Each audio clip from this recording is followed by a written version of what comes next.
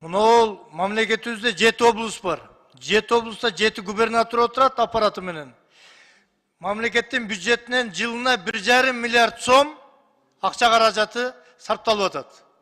Ушул административдик территориялык реформага барсак, Кудай буйруса, бул реформаны Садыр Нуркожоевич, урматтуу президентибиз дагы өз инициативасы менен баштап атат.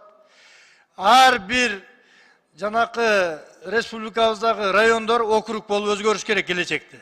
Өзүнүн бюджети менен бул пилоттук эле эмес, бул жалпы бир мамлекетте колдоо реформа табыш керек да бул.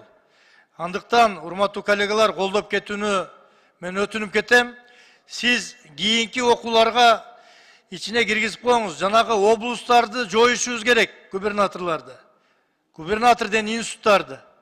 Алар статист, пошточу болуп эле отурат.